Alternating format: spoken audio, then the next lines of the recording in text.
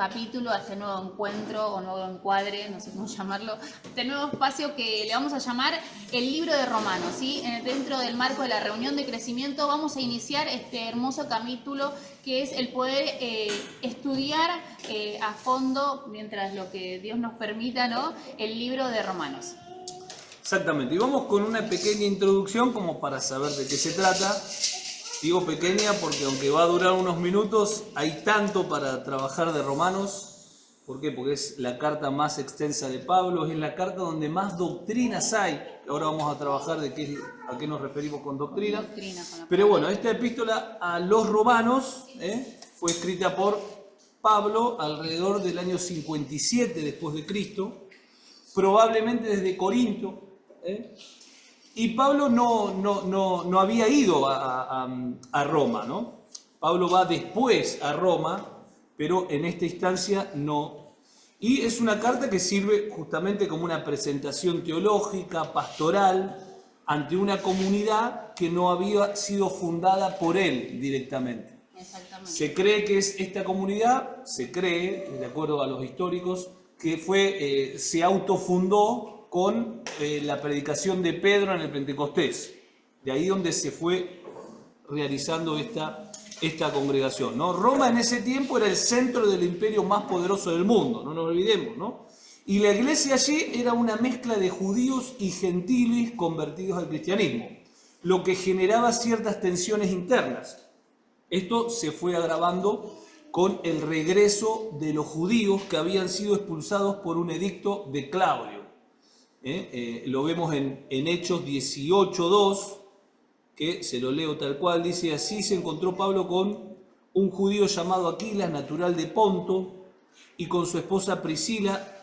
Hacía poco había llegado de Italia porque Claudio había mandado que todos los judíos fueran expulsados de Roma. Es decir, todos los judíos fueron expulsados de Roma, después vuelven, se mezclan con gentiles, y se genera una iglesia pero muy extraña, ¿no? Muy rara. Sí, también vemos en esta carta que el apóstol Pablo se denomina a sí mismo como apóstol y esclavo de Cristo Jesús, ¿no? Y esta denominación que se hace, ¿no? O que se autollama como esclavo de Cristo, no es un término en el que él se rebaja, sino que deja sentado de aquí en adelante todas las cartas que después fue escribiendo, diciendo de que él es sirviente de Dios, él es esclavo de Jesucristo, solo se dedica a hablar de Dios, ¿no? Es como que su primera y única premisa o objetivo es que a medida que todos vayan leyendo las cartas puedan ver a ese Cristo glorioso por medio de él y de lo que él va escribiendo, ¿no? Y qué importante esto, porque él era esta iglesia que estaba muy mezclada entre judíos y gentiles. Saben que a Pablo, inclusive, a partir de esta carta se le empieza a denominar el apóstol de los gentiles, ¿no? Conociendo de que Pablo era judío y era romano, ¿sí? Era de doble nacionalidad, ¿no? Y esta doble nacionalidad lo que él hizo es empezar a poder predicar el evangelio con más libertad desde este lugar, porque muchos judíos llevaban el evangelio a judíos únicamente, ¿no? Y él tenía esta libertad de poder llevar el evangelio no solo a judíos, sino también a gentiles, ¿no? A aquellos que no pertenecían al pueblo de Israel, eran los gentiles, ¿no? Y qué interesante esto, porque él se conocía también como el discípulo que era esclavo de Roma, es decir, porque estuvo mucho tiempo preso. Sin embargo, él nunca se denominó como esclavo de un sistema ni de una prisión literal, sino le decía: yo soy esclavo, pero de Cristo, ¿no? Exacto. Es decir, voluntariamente esclavo de Cristo, pero soy libre de todo lo que circunstancialmente estoy viviendo. Que es justamente siempre el llamado que nosotros hacemos, y en base a eso se ve también el crecimiento del cristiano, en base a que lo que nosotros vivimos no nos limita, sino avanzamos hacia adelante. Cuando nosotros somos vulnerables a todo lo que pasa alrededor, ahí es donde mostramos una inmadurez. ¿Por qué? Porque el cristiano maduro no es aquel que no le pasa nada, sino aquel que le pasa, pero eso le afecta cada vez menos. Pasa en todas las cosas, hasta en las relaciones o en los matrimonios. ¿Cuándo vemos la maduración en un matrimonio? Cuando ya hay cosas que no me molestan. Ya esas cosas no me ofenden. ¿Por qué? Porque estoy mirando otra cosa. Ahora, cuando me molesta todo, soy vulnerable a todo, ahí vemos que hay una niñez que tiene que crecer, que tenemos que ir hacia una madurez. A Pablo nunca le molestó las cadenas, al contrario, Pablo decía, esto redunda en ganancia. ¿Y por qué? Porque le puedo predicar al carcelero, al que está acá, que está allá. Tiene Él tiempo tenía para escribir. una perspectiva completamente distinta, ¿no? Ahora, esta carta, dijimos que era una carta que era muy rica ¿en qué? En doctrina. ¿Qué es doctrina? Bueno, la doctrina es el conjunto de enseñanzas basadas en la revelación de Dios, son consideradas como verdades fundamentales que estructuran y sostienen la teología cristiana y que orientan la vida, la fe y la misión del creyente. Hay 3 clases de doctrina distintas. Así que como para repasar a aquellos que están tomando nota, la doctrina es un conjunto de enseñanzas basadas en la revelación de Dios, ¿no? Como para que vayamos apropiándonos de los conceptos para que a medida que el pastor o yo vamos nombrando, ¿no?, estas palabras, sabemos a qué se refiere o hacia dónde va, ¿sí? Exactamente. Hay 3 clases de doctrina que están las doctrinas esenciales, que son las que definen la fe del cristiano, como ejemplo, no sé, la Trinidad, la divinidad de Cristo, ¿no? Las doctrinas secundarias, que son importantes pero no fundamentales, como el bautismo, escatología, y las doctrinas prácticas, que son aquellas que regulan la conducta, ¿no? La ética, la vida cristiana, como la santificación, el perdón, etc. Esta carta la podemos dividir en varias sesiones. Comienza en el capítulo 1 con una introducción y la presentación de Pablo, ¿no? Después comienza con una segunda parte que es la necesidad universal del Evangelio. Después sigue avanzando con lo que es la justificación de la fe, que acá es donde se expone justamente este pilar, que es de donde lo saca Lutero. Lutero saca ahí el versículo 17 de capítulo 1 para poder exponer su tesis en la Reforma de la Carta de los Romanos, ¿no? Claro, recordando que la Reforma Protestante fue a principios del siglo XVI, ¿no? Y esta carta dijimos que fue escrita en el 57-58 después de Cristo. Miren cuánto tiempo pasó, pero que esta reforma inició, ¿no?, por medio de las bases de Martín Lutero, que expuso esta verdad que ya estaba escrita, ¿no? Esto de poder ir a la palabra y dejar que Dios nos revele, ¿no? Sin duda que Dios les mostró, y ahí es donde se inicia esta reforma protestante, basándose en este versículo específico de Romanos 1:16. Después va a trabajar sobre un tema troncal, que es decir, todos pecaron, todos están destituidos de la gloria de Dios, nadie puede ser salvado por las obras de la ley, es una nueva vida en Cristo, ¿no? Y empieza a establecer las bases de la vida cristiana, ¿no? Habla de Israel, del plan de Dios, habla también de la vida práctica, habla de varias doctrinas que podemos resumirlas como las más esenciales de la palabra o de la vida cristiana. Por eso decimos que es tan importante esta carta. Claro, recordando de que el Evangelio se empezó a predicar, ¿no?, como decíamos hace un ratito, esto de que a través de judíos, ¿cierto? Entonces ahí como que el apóstol Pablo abre el panorama y dice, no, no es solo para judíos, no se trata de hacer lo que dice la ley, que está escrita en la ley de Moisés, sino de hacer lo que Dios nos guía a hacer, ¿no? Y esto de empezar a ver de que no se trata de los rituales judíos, sino de seguir lo que Dios nos empieza a dar por medio de la revelación de su espíritu, ¿no? Entonces empezar como a quitar esos estigmas que estaban, ¿no?, o esos paradigmas que estaban establecidos de que tenías que ser judío, que tenías que circuncidarte, que tenías que hacer esto, lo otro, diciendo no podías pertenecer, y él dijo, no, se trata de gracia, se trata de otra cosa, ¿no? Y como que empezó a mover un poco, algunos se molestaban, otros no, pero empezar a dar este evangelio que es el que hoy estamos tratando de impartir, tratando de transitar, ¿no?, en esto de basarnos de lo que es la gracia, de lo que es la fe en Jesucristo, ¿no? No en la forma, sino en Él y en su esencia. Exactamente. Bueno, muy bien. Fíjense ¿Cómo venimos hasta acá? ¿Necesitan lugar allá? Si no, tenemos la mesa traemos otra mesita. Hola, Alberto. Bien, comenzamos entonces con Romanos 1, esa fue la introducción. Esa fue la intro, ¿sí? Más o menos para que sepamos a ver en qué... Utilizamos NBI como siempre, pero cualquier versión está bien, pueden utilizar la que ustedes quieran. Comenzamos. ¿Tenés lugar? ¿Tenés silla ahí? Sí. ¿No hay silla allá? Ahí te alcanza, ahí te alcanza. ¿Pongo pausa? Sí. Bien, buenísimo.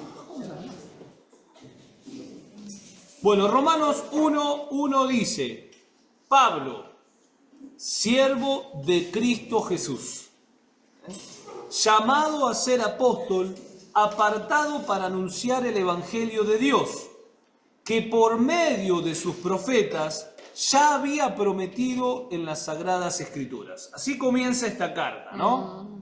Qué interesante, porque acá donde ya está hablando de que lo que Pablo estaba proclamando y había sido llamado por Dios a hacer, ya había sido anunciado por los profetas. ¿Qué era lo que había sido anunciado por los profetas? Lo que Pablo estaba proclamando, que era el Evangelio de Dios.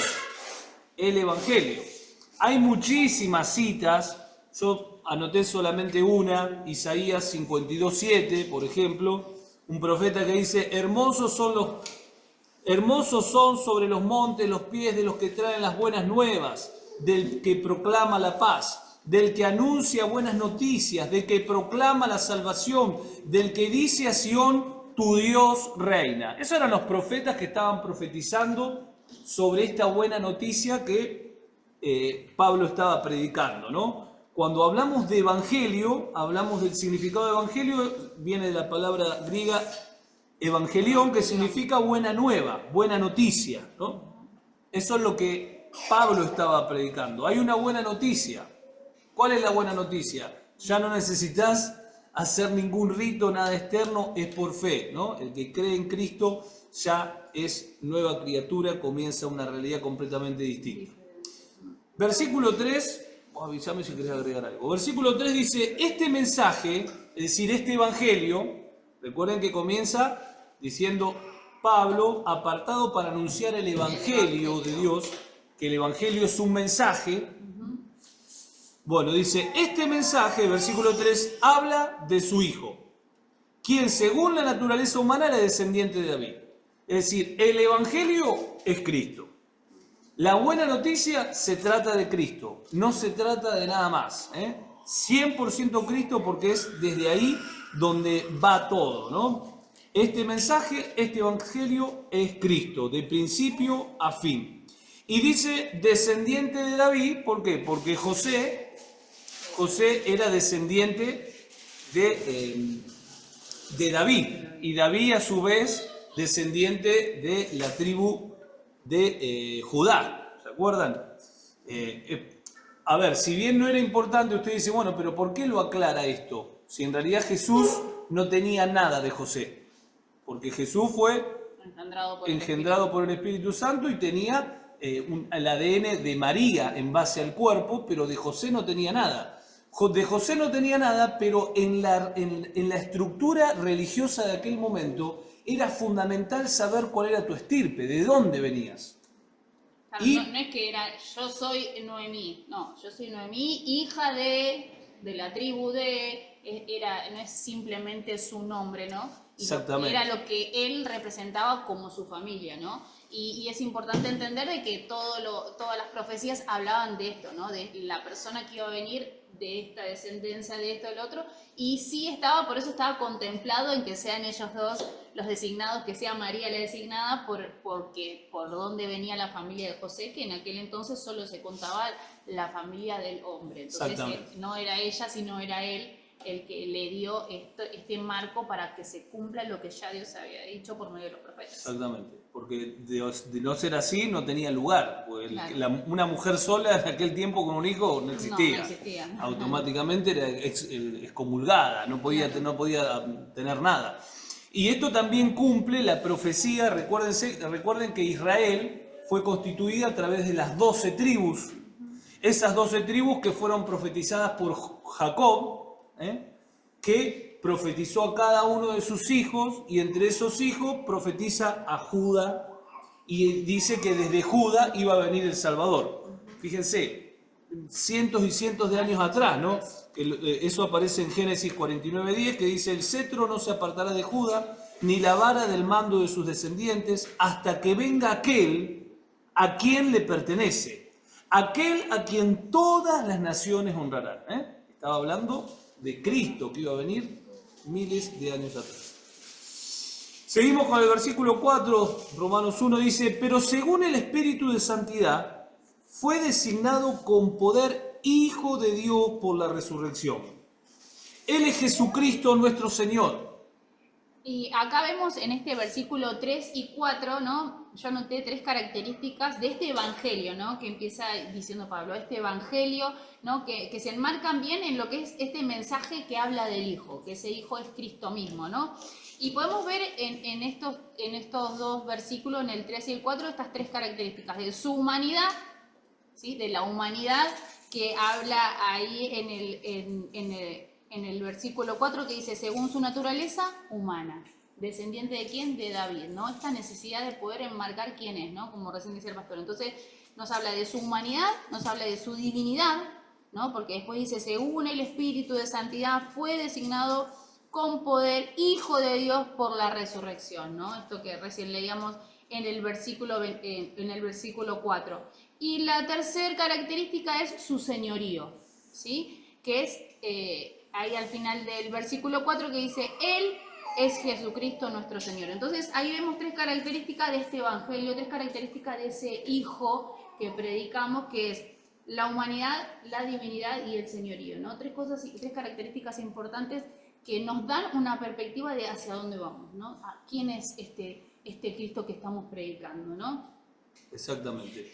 Versículo 5 dice, por medio de Él, por medio de Jesucristo, y en honor a su nombre recibimos la gracia y el llamado a ser apóstol, ¿no? Es decir, para persuadir a todas las naciones que obedezcan a la fe. Es decir, por medio de Cristo se recibió la gracia y el llamado a ser apóstol. Esto lo vemos en Juan 1:17 que dice, la ley fue dada por Moisés, pero la gracia y la verdad han llegado por medio de Jesucristo. Qué interesante poder ver acá esto, ¿no? La gracia vino por medio de Cristo. Ahora voy a desarrollar un poquito a qué nos referimos con gracia, aunque ya estuvimos hablando un montón de gracia, pero la gracia vino por Jesucristo y el llamado a ser apóstol también. ¿Por qué el llamado a ser apóstol también? Porque las gracias ministeriales que aparecen en Efesios 4 son dadas por Cristo también. Las gracias ministeriales, ¿a qué nos referimos cuando hablamos de gracias ministeriales? Nos referimos a los 5 ministerios. ¿Cuáles son los 5 ministerios?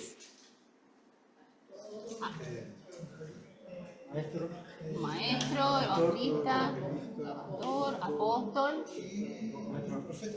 y profeta. Exactamente. Esos ministerios son dados por Cristo mismo.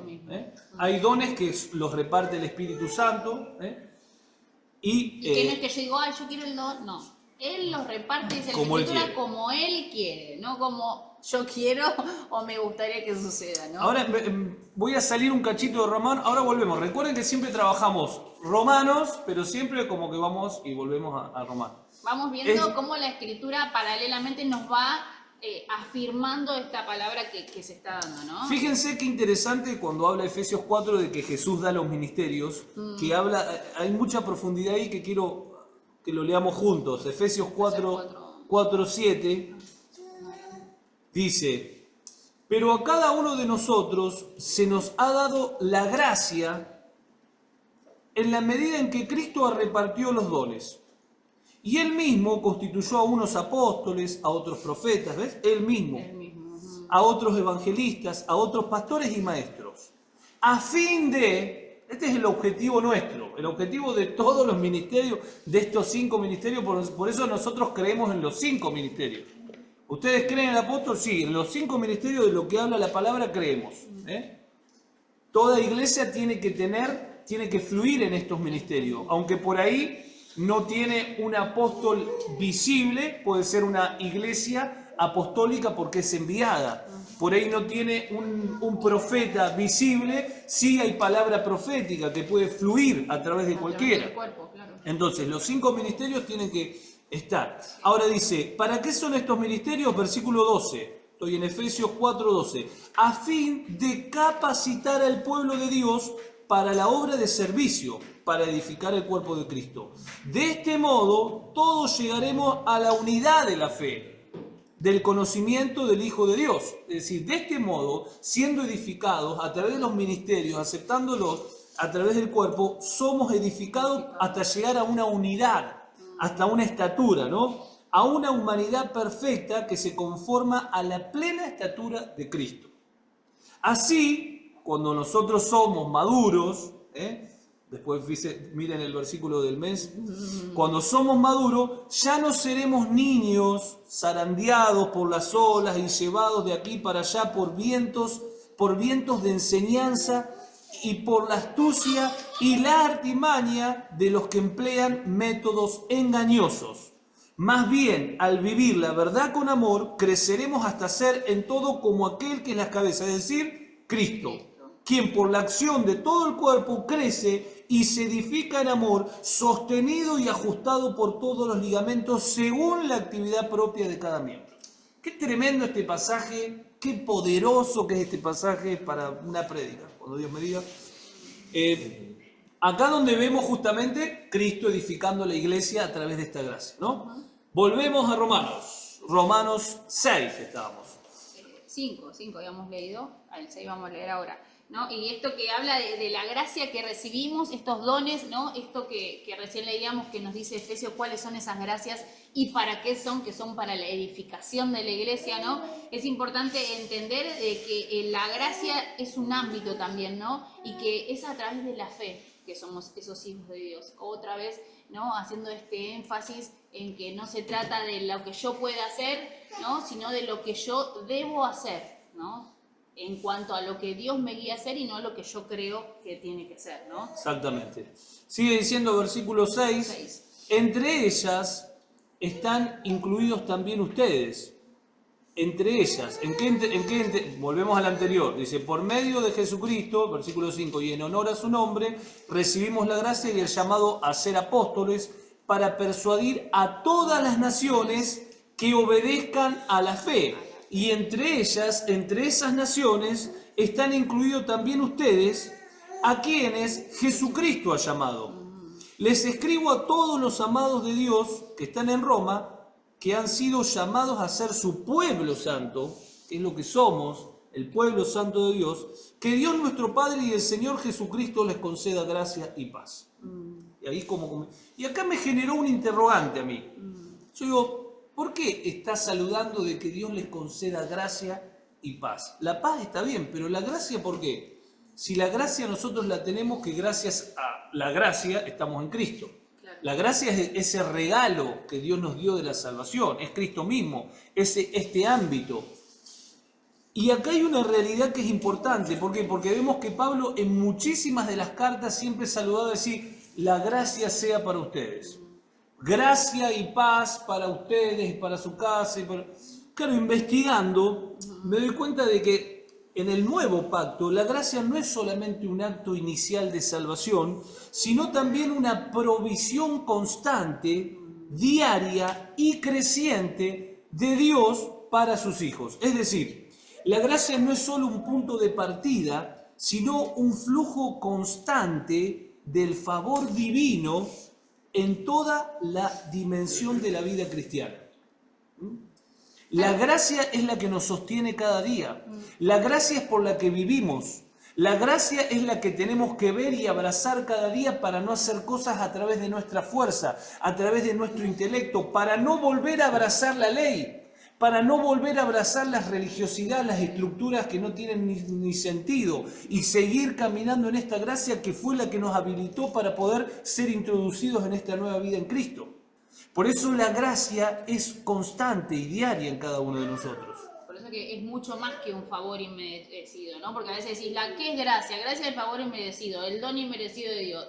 Pero no es solo eso. ¿Está mal? No, está bien, pero es muy escueto decir que solamente es eso. Es un ámbito en el cual yo disfruto del poder tener esa libertad de hacer, ¿no? Lo que Dios me manda a hacer en esto de no abrazar solo una estructura, no decir, bueno, hago esto, hago lo otro y ya sé que soy un hijo de Dios. No, es mucho más que eso, es disfrutar de ese ámbito de paz y de luz constante siempre y cuando esté dispuesto a querer crecer y a ser moldeado por Dios para poder crecer en este evangelio, para que su vida sea formada en mí, ¿no? Leíamos antes que ese Cristo tiene que ser formado en cada uno de nosotros. Eso lleva tiempo y esfuerzo nuestro también, ¿no? Exactamente. Y esta gracia, si bien es un ámbito, podemos ver cuatro aspectos, podríamos decir, de esta gracia, que los voy a hacer buscar. A ver, Miguel, busca Efesios 2.8. Diego, busca Tito 2.11 y 12. Luciano, busca 1 Corintios 15.10. ¿Quién me está por ahí? Ayelén, busca 2 Corintios 12.9. Y dice, estos cuatro aspectos que podemos ver de la gracia, ahora les digo, el primer aspecto es la gracia salvadora, es decir, la gracia que nos alcanzó, nos justificó y nos introdujo en el Hijo.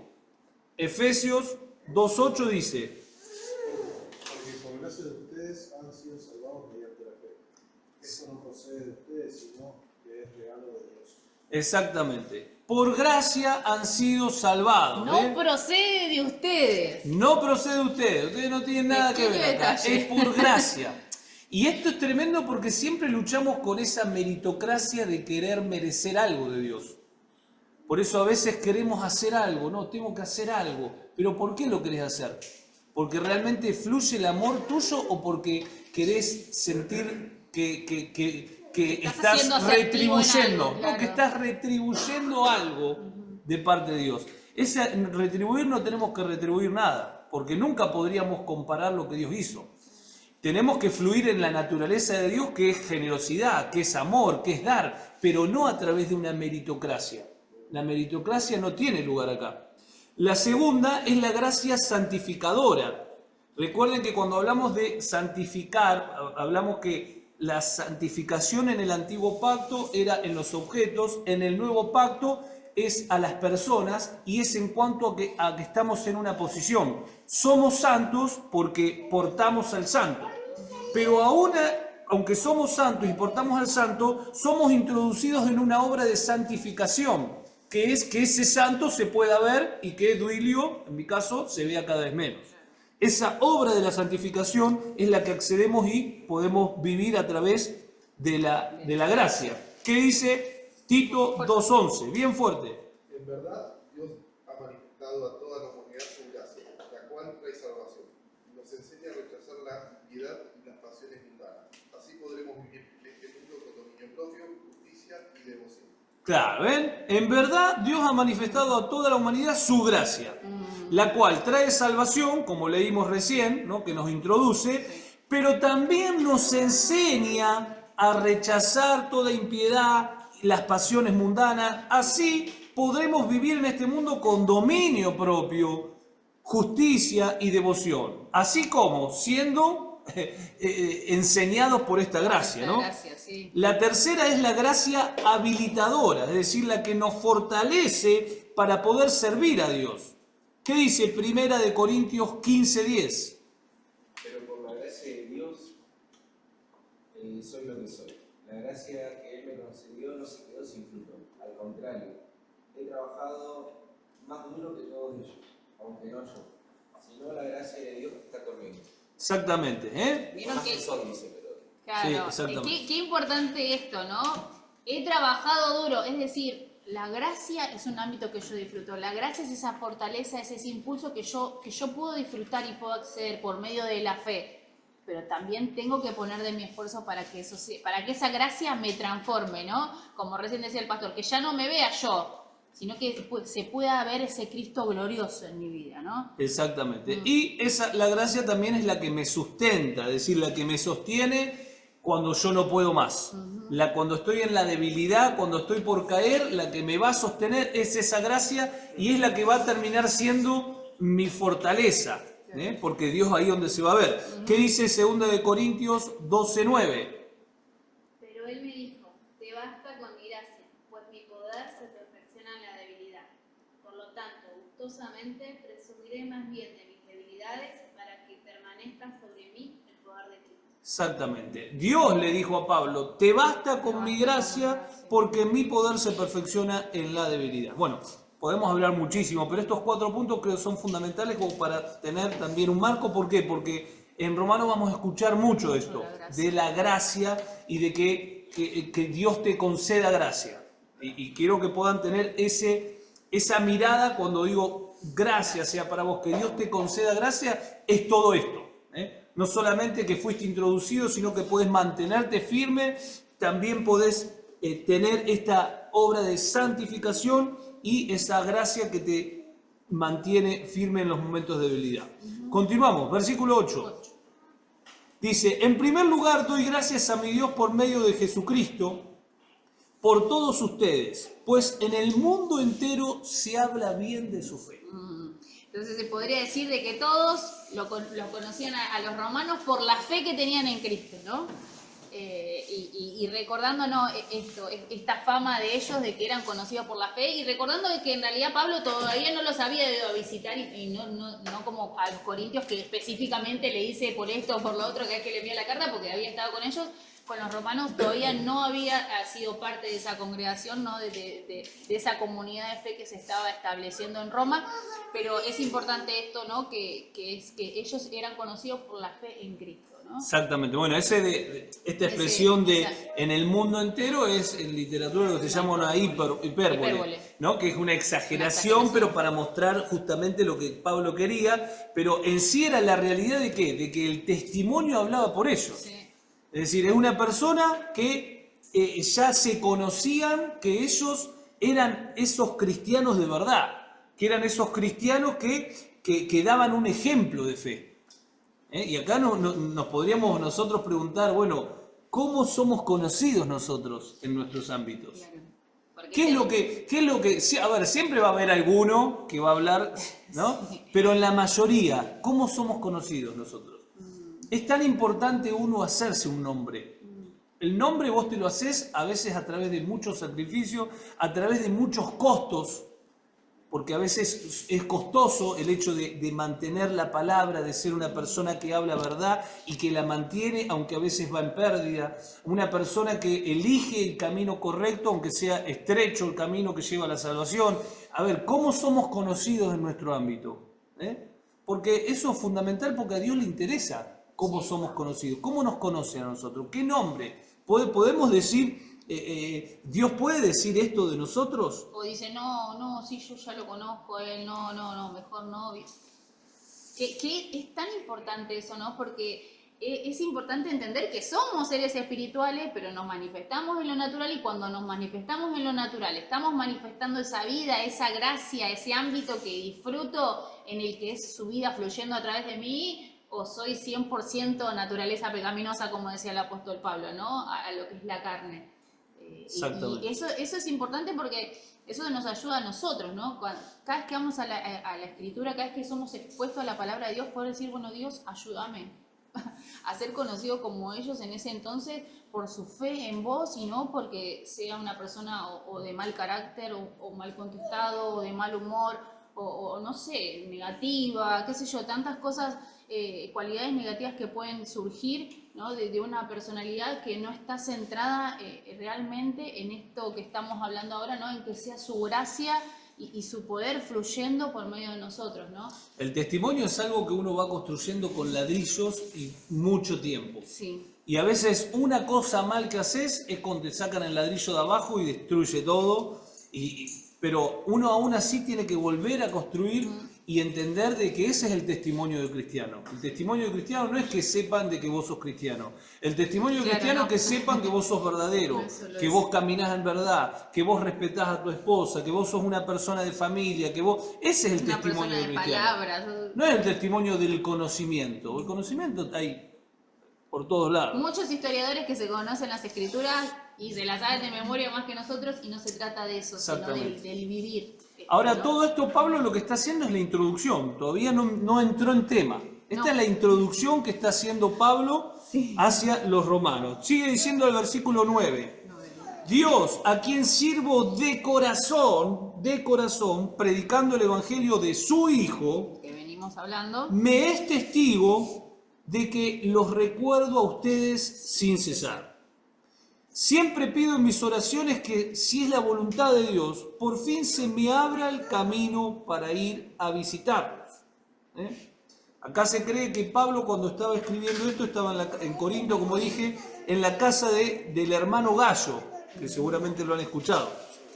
Y qué tremendo, porque aproximadamente, digo aproximadamente porque de acuerdo a los historiadores es un tiempo u otro, aproximadamente recién Dios le permite a Pablo ir 2 años después de esto que escribe, pero ¿saben cómo fue? Fue preso. Cuando él apeló al César, ¿se acuerdan que prediqué que se fue en el barco hacia Italia? Bueno, ahí fue a Roma 2 años después de esto, pero preso. No fue como él quería ir, pero llegó a Roma, ¿no? Llegó a Roma a lo que tanto anhelaba el poder estar ahí, ¿no? Dice, versículo 11, tengo muchos deseos de verlos para impartirles algún don espiritual que los fortalezca. Para impartirles un don espiritual. La versión Reina Valera dice, porque deseo veros para comunicaros algún don espiritual a fin de que sean confirmados. Y acá quiero pararme un segundo, porque cuando hablamos de impartir, hablamos de que vos estás dando algo invisible pero real. Acá, de acuerdo a todo el entendimiento que tenemos en base a las reglas de la hermenéutica, comprendemos de que cuando nosotros tenemos el Espíritu Santo, tenemos en nosotros los dones que ya el Espíritu Santo repartió en nosotros y el ministerio que Cristo nos dio, y todo eso se tiene que ir desarrollando, pero desde adentro, no desde afuera, desde algo sobrenatural que vos te puse la mano y a partir de ese momento sos pastor. No existe eso. Es decir, eso es algo que lo hemos visto y lo hemos padecido muchas veces, pero no es bíblico en base a todos los distintos pasajes que hablamos. Nosotros creemos firmemente en que cuando uno tiene algo de parte de Dios se va a manifestar, y que nosotros como autoridad lo que hacemos es reconocer lo que Dios te dio, pero por una manifestación. Y sí se pueden activar, sí podemos orar para que para comunicar, como dice esta versión que me gusta más. Espero para comunicar algún don, para comunicar que vos estás fluyendo en la profecía, no para que a partir de poner la mano sos el profeta. Nunca profetizaste y hoy empezás a profetizar, porque han hecho tanto mal con esto y nos hemos encontrado con tantas personas que, no, a mí me profetizaron de que yo era pastor, fueron a pastorear y fueron destruidos, porque nunca los levantó Dios como pastor. Ellos y las personas, ¿no?, que estaban a cargo. Es tan importante esto, ¿no?, porque por eso es que íbamos dándole este marco, ¿no?, a todo lo que viene en la Escritura, y muy importante lo que, no sé si anotaron ahí donde leyó el pastor en Efesios 7, después del 11 en adelante, que habla de esto de que Dios repartió las gracias, ¿no? Es decir, Dios ya depositó en cada uno de nosotros, ¿no? Dios es el que reparte los dones, reparte las gracias, y como dijimos recién, Él las reparte como Él quiere, ¿no? Y no yo en mi emoción decir, no, Barbie, vos ahora sos esto, y yo, por lo que yo le dije, ella empieza a fluir en eso, ¿no? Porque en realidad no existe que alguien le dé algo a alguien, sino tiene que ver con que el desarrollo y el crecimiento del cuerpo de Cristo, Cristo lo estipula quién va a ser el que va a estar desarrollando la diferente actividad, ¿no?, por decirlo de una manera, para que ese cuerpo avance y crezca, ¿no? No una persona, no somos las personas los que designamos gracias, dones, talentos, sino que es Dios mismo. Y nosotros en esto del pastorearlos, por ejemplo, a ustedes, vamos viendo qué es lo que Dios va depositando, pero por medio de la revelación vamos viendo de que para qué lado van a ir, para qué lado, ¿no? ¿Se entiende? Entonces lo que hacemos es reconocer lo que Dios puso. No es que nosotros te decimos, vas a tener que hacer esto y no te queda otra opción, como en ocasiones ha sucedido, como recién decía el pastor, que dijeron, bueno, ahora vas a ser vos el pastor porque necesito que haya gente allá, ¿no? y no se trata de eso, sino de entender lo que Dios quiere, porque Él es el que, este cuerpo es de Cristo, ¿no? Esta iglesia es de Cristo y Él es el que la organiza y el que establece quién va a cumplir qué función. Por eso cada uno tiene libertad para seguir desarrollándose y que nada los limite. Y el gobierno de Cristo siga avanzando, ustedes se van a manifestar en los distintos dones y las gracias que tienen. Pero que no tiene que haber un condicionante o algo que desde afuera los esté limitando a tener que ser algo que no son. Porque ahí es donde vienen tremendos problemas. Yo lo experimenté en carne propia cuando una persona en una congregación que era profeta empezó a decir en privado, y a mí también me lo dijo, de que vos tenés el ministerio para la profecía, entonces sos una de las personas que Dios eligió para la escuela de profeta que está levantada.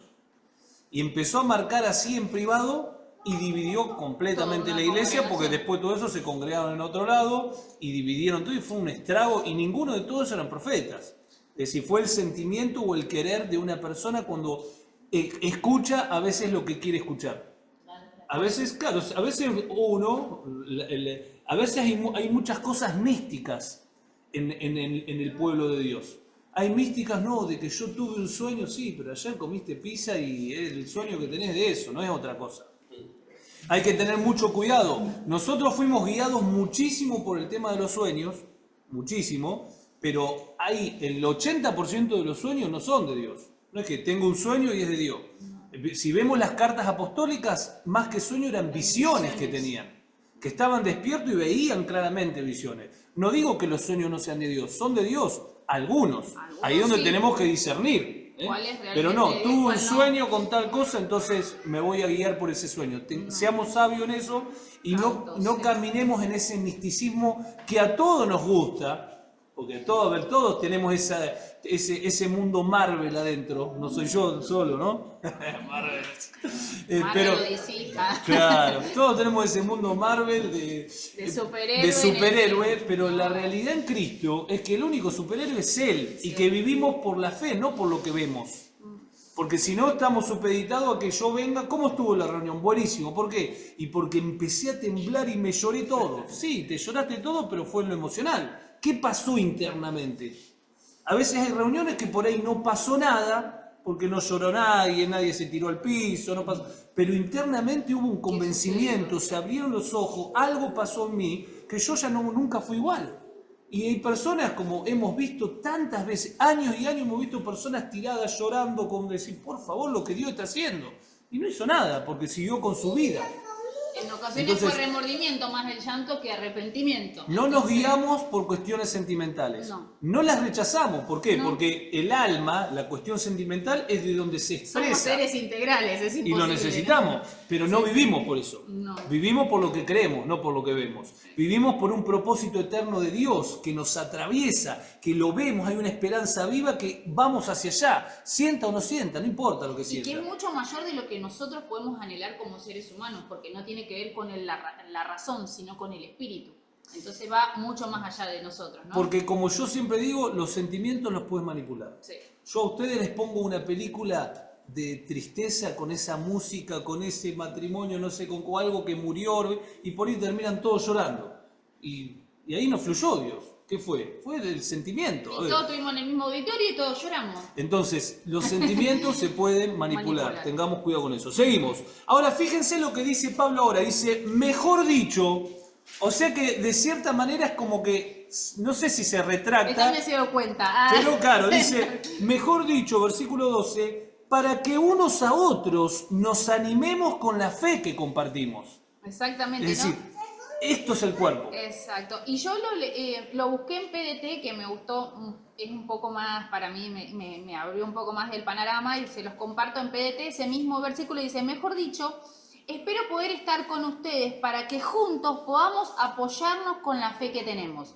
Es decir, su fe me ayudará a mí y mi fe los ayudará a ustedes, ¿no?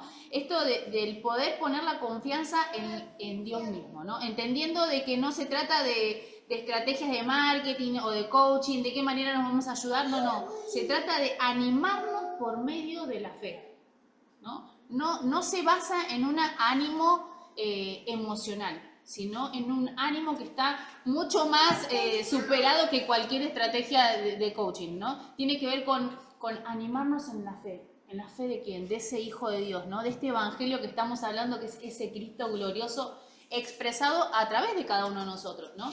Entonces, ese animarnos es animarnos por medio de la fe y compartir, ¿no? Este compartir, que es lo que siempre nos anima, y esto que siempre les decimos, re pesados, ¿no? Charlen entre ustedes, tengan un momento, vengan un ratito antes de la reunión, así se conocen, ¿no? Compartan en los espacios que brindamos. ¿Para qué? Para poder compartir y animarnos en la fe. Hay veces, ¿no?, que en una conversación, o mismo por ahí en una reunión de hombres, mientras están haciendo el asado, uno le cuenta algo, lo que está viviendo, y el otro simplemente lo escuchó, o por ahí ni lo escuchó, porque está haciendo el asado, pero el solo hecho de compartir, ya te liberaste, ya hubo algo que el otro está compartiendo esa carga. Por eso acá hay una clave fundamental. Lo leo de vuelta, dice, mejor dicho, para que unos a otros nos animemos con la fe que compartimos. Es decir, el desánimo se elimina a través de la fe y a través de compartir. El desánimo se elimina a través de la fe y el de compartir. ¿Qué pasa cuando estamos desanimados? Hacemos lo contrario, nos aislamos. No voy porque estoy re mal. Estoy desanimado. No, Entonces voy. me termino aislando y terminás poniéndole alcohol al fuego. Porque lo que menos tenés que hacer es quedarte en tu casa. Tenés que agarrar y compartir. Tenés que tratar de poder permitir que otro... Y digo compartir no solamente acá, de que vengan acá. Por ahí podés ir a la casa de tu familiar o a la persona que vos sabés que te puede dar un buen consejo o a la persona que está al lado. Porque a veces nos aislamos estando lleno de gente. Nos aislamos, ¿no? Exactamente. Qué interesante, Sí. ¿no? Versículo 13. Dice, quiero que sepan, hermanos, que aunque hasta ahora no he podido visitarlos, muchas veces me he propuesto hacerlo para recoger algún fruto entre ustedes tal como lo he recogido entre otras naciones. Sí, ¿algo de eso? No, sí, esto es nuevamente, ¿no? Esto del poder reconocer lo que Dios ha puesto en ellos, ¿no? Poder recoger algún fruto de ustedes es específicamente poder disfrutar de lo que Dios depositó, ¿no? En cada uno. Es nuevamente esto del reconocer lo que Dios depositó en ellos, ¿no? En cada uno de ellos, entendiendo, ¿no?, esto de las funciones del reino, ¿no? No son funciones asignadas por falta de espacio o por falta de miembros, ¿no? Sino se trata de las funciones del reino, lo que Dios establece, ¿no? Y acá nuevamente habla de esto, ¿no? De poder disfrutar ese desarrollo que Dios le da a ellos, ¿no? La manera en la que se están congregando, qué es lo que están haciendo, ir a disfrutar con ustedes, ¿no? Nuevamente este compartir, nuevamente este disfrutar de lo que Dios depositó en ellos, ¿no? Exactamente. Y acá dice algo muy interesante, el versículo 14 dice, estoy en deuda con todos, sean griegos o no griegos, sabios o ignorantes. De allí mi gran anhelo de predicarles acerca de las buenas noticias también a ustedes que están en Roma, ¿no? Y esta expresión estoy en deuda con todos es justamente ese sentir que se va apoderando de nosotros en la medida que se va manifestando la bondad de Dios. En la medida que se va manifestando la bondad de Dios, el perdón de Dios, la magnitud de Dios, internamente empieza a generarse un buen sentir en el buen sentido, ¿no?, de estar en deuda, de querer hacer, de querer dar. ¿Por qué? Porque estoy recibiendo tanto, estoy viendo tanto, que no puedo quedarme sin dar lo que estoy recibiendo. Por eso decía Pablo, estoy en deudas con todo. Lo que estoy sintiendo es que necesito dar, necesito hablar de Cristo, porque esto que estoy experimentando es muy grande. Ese es el sentir que tenía Pablo, no a través de algo estructural, no algo religioso, sino a través de esta vida que quería él poder ponerla al servicio de los demás. Dice, versículo 16, a la verdad no me avergüenzo del Evangelio, pues es poder de Dios para la salvación de todos los que creen. De los judíos primeramente, pero también de los no judíos. Y acá quiero hacer una distinción, porque acá donde a veces se piensa de que el judío es la élite. No es Como que primeramente es porque son importantes. Claro, no es el tema, pero tengo muchísimos argumentos bíblicos para poder demostrar de que en este nuevo tiempo y en este nuevo pacto no hay una élite de un pueblo, ni de una estirpe. todos somos iguales delante de Dios, es decir, somos llamados a la nueva Jerusalén. Nosotros no es que el judío, no porque ser judío Dios va a tener un trato especial. Acá dice primeramente para los judíos porque fueron los primeros que alcanzaron la salvación. Y Y entendiendo después, el contexto, claro, ¿no? después llegó los gentiles, pero primero ¿cómo comenzó? Comenzó Con con los ellos, judíos. por una cuestión de cronología, pero no con una cuestión de privilegios. El judío no tiene más privilegios que nosotros. Esto es fundamental entenderlo, porque si no Dios sería injusto, porque trataría a un hijo más con preferencia que a otro, y Dios no es injusto. No hay judío, no hay griego, no hay esclavo, no hay libre, no hay hombre, no hay mujer, todos son uno en Cristo Jesús, dice la palabra. Y es tan importante esto del contexto, de entender en dónde está sucediendo, ¿no? Como dijimos al principio, en qué época fue, cómo inició, ¿no? Y esto de que él empiece a animarse a dar el evangelio, ¿no? En esto que dijo Jesucristo, para todos, ¿no? Entonces, ese primeramente también era cuidar el corazón de ellos, de no despreciarlos, porque en verdad primero conocieron el evangelio ellos y después es que empezaron a expresar, ¿se entiende?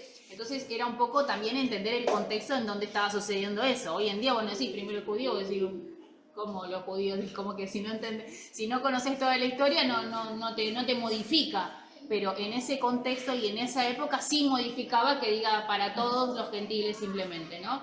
Entonces era necesario que él pronuncie también estas palabras, ¿no?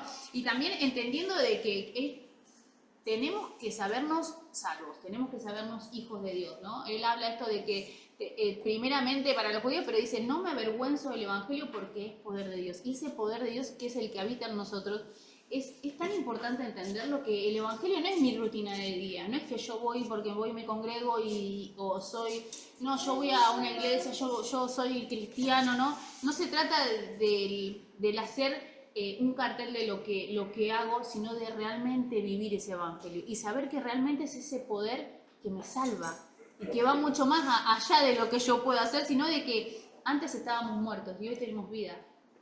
Esa salvación proporciona mi vida, proporciona que pueda disfrutar de una manera diferente, que tenga una posibilidad, una esperanza de vida y que aquel que no lo conoce todavía no sabe de esto, ¿no?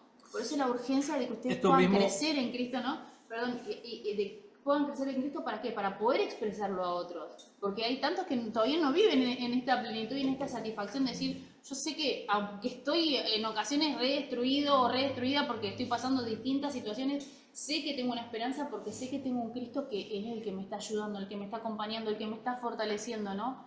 Pero si yo no lo puedo vivir y experimentar, no lo puedo brindar, ¿no? En 1 Corintios 1:18 lo mismo dice Pablo, ¿no? El evangelio es el poder de Dios. Y es interesante esto del poder, ¿por qué? Porque no me avergüenzo, a veces la vergüenza viene porque hay argumentos que se esgriman ante nuestra fe. Pero cuando hay un poder superior, los argumentos no se caen solos. No se sostiene. A ver, vos no podés agarrar y decirme lo que me pasó. ¿Por qué? Porque fue una vivencia, es el poder. Yo antes estaba enfermo, ahora estoy sano. ¿Qué me vas a decir de eso? ¿Qué argumento? Yo antes no tenía vida, yo antes no tenía paz, ahora tengo paz. ¿Vos me querés decir lo que estoy sintiendo? Yo estoy sintiendo esto. Ante el poder de Dios no hay argumento que se levante. Por eso no tengamos en poco ni nos pongamos en posiciones de no defender esta fe. ¿Por qué? Porque no se trata de argumentos, se trata de poder. Y no nos olvidemos en eso porque a veces tratamos de pelear con las armas del mundo a través de argumentos. Y no podés pelear con las armas del mundo. Por eso yo no estoy de acuerdo cuando van esos debates que se pelean, que se dicen de todo, y a tratar de buscar una palabra, otra palabra. No tiene sentido. A ver, si para vos es eso, está bien. Ahora, para mí es esto. ¿Por qué? Porque Dios es una vivencia. Dios es real. Conmigo lo hizo, me transformó. Es algo que lo vivencié. Como dijo el ciego, antes no veía, ahora veo. Así que por eso no podés hacer nada. Y porque Cristo no es subjetividad. Cristo es la verdad. Entonces no necesito defender algo que es la verdad. Porque Él sabe cómo hacerlo y cómo obrar en cada corazón para que la luz le llegue. Entonces es tan importante tener presente esto, que nosotros no somos los abogados de Jesús, de Dios, ay no, tenés que esto, tenés que lo otro, ¿no? Y se ponen a discutir y sin llegar a ningún lado y por ahí confundiendo hasta la otra persona, ¿no? Entender de que uno tiene que orar y Dios le va a alumbrar los ojos del entendimiento así como lo hizo con nosotros y entender que Él es la única verdad. Entonces no es que lo defendemos, porque esa es la verdad. Versículo 17 dice, de hecho, en el Evangelio se revela la justicia que proviene de Dios, la cual es, por fe, de principio a fin. Tal como está escrito, el justo vivirá por la fe. Este es el versículo que agarra a Lutero Uno para de los hacer pilares de la Reforma. una de las tesis de las 95 que clavó en la iglesia de Gutenberg. Exactamente. Es decir, En Habacuc 2:4 habla de esto, ¿no? También, y que también es importante entender, ¿no? Él habla acerca de los justos que viven por la fe, ¿no? Diciéndonos, es necesario que sepan, ¿no? El injusto hace esto, pero el justo es el que vive por la fe, ¿no? Es decir, que somos es importante entender esto, somos justificados por medio de la fe. Somos trasladados de un lugar de injusticia a un lugar de justo por medio de creer en Cristo. Eso es lo que está diciendo. Es la fe en Él. Hace la diferencia de todo lo que hacemos. Hace la diferencia de todo, ¿no? Y es tan importante porque, bueno, uno de los pilares, recién decía, ¿no? de la Reforma Protestante es la sola fe. Y que es tan importante porque en aquel entonces, querés ser salvo, te vendo, ¿no? Las indulgencias, te vendo, quiero hacer esto, hacer lo otro y vas a ser salvo. Y en realidad es creer en Él. Es que mi fe esté depositada no en lo que yo pueda lograr, sino en lo que Él es, ¿no? Por medio de mi vida puede lograr, ¿no? Exactamente. Después sigue diciendo el versículo 18 que ahí ya cambia porque empieza a ahondar en un tema que es el enojo de Dios ante la impiedad y ante la maldad. ¿Querés cortar acá y seguimos la semana que viene? ¿Seguimos con este tema? Claro, porque como ahora arranca más... Bien, bueno, vamos a cortar acá si cortamos. Así que bueno, la finalizamos grabación. la Romanos grabación de 1, primera parte.